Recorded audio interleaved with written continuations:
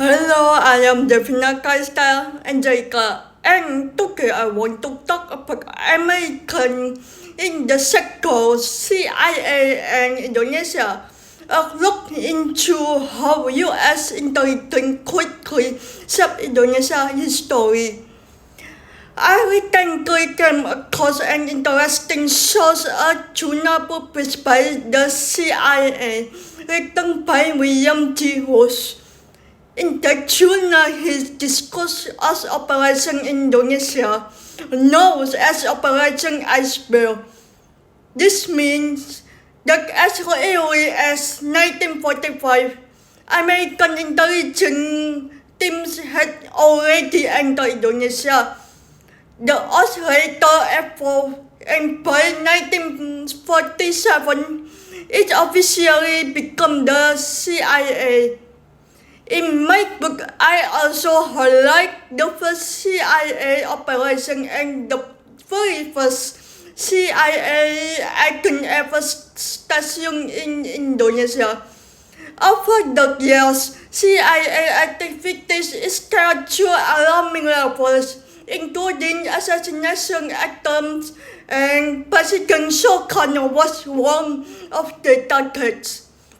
In 1957, there was even an attempt to declare Sukarno dog effective sex film, portraying him in a sexual act with someone that speaks as a civilian aligned state workers. This was part of a wider disinformation strategy aimed at weakening his international reputation.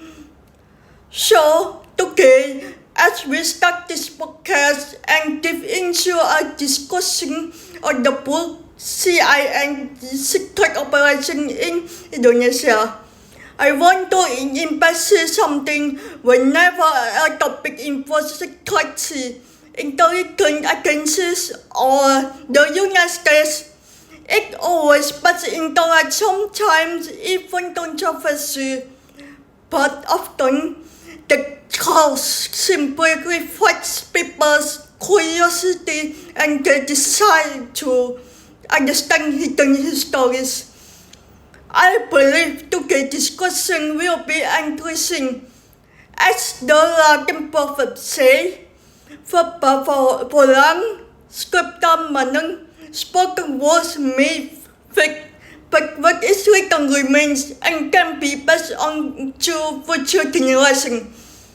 Let me briefly connect this to a conversation we had back in 2020 during the 100 years commemoration of PKO Young, where we discussed the shifting global order after World War II.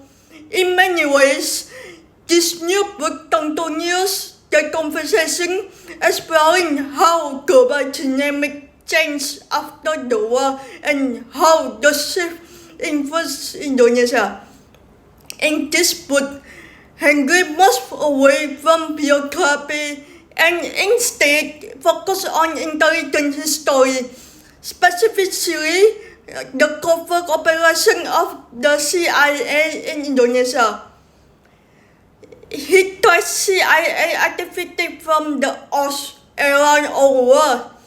His research includes 36 interconnected articles published on Historia, examining how the U.S. gradually expanded its intelligence presence in Indonesia, especially during the Cold War when political tensions were incredibly high.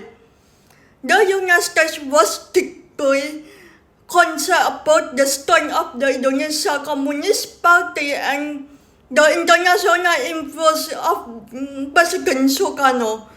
War was highly popular and a time to feature in mobilizing ASEAN African solidarity. This made Indonesia a key strategic interest for Washington.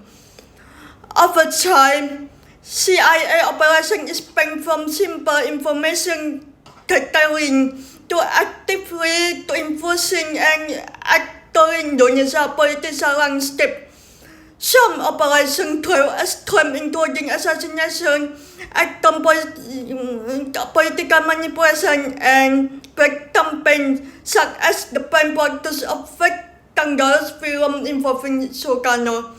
Long before the Cold War fully took, even before the CIA officially accessed American spies from the Earth had already entered Indonesia as operator. Their mission was to monitor wartime development and prepare intelligence networks in the East Indies. This marked the very first presence of U.S. intelligence on Indonesia's soil. After Indonesia proclaimed independence and the Cold War began, the Earth was dismantled. In 1947, the CIA was born, but America encouraged Indonesia only intensified. By the 1950s, during a turbulent era of nation building, politically free and regional dissent, CIA operatives began living under diplomatic cover, some as diplomats, others journalists, businessmen, or tutorial officers.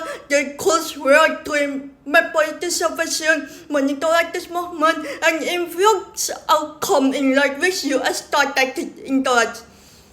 When internal intention is correct, especially toward regional discontent that later become rebellion, the CIA saw an opportunity in 1958 during the PRRI Pemesta uprising. The CIA secretly provided aircraft weapons but support the rebel aim to weaken central government, which Washington felt was drifting toward communist or non-alignment.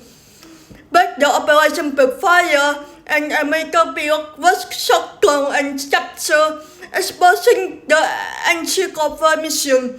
The war certainly discovered that foreign intelligence again had intervened Indonesia intervened affairs but politicized.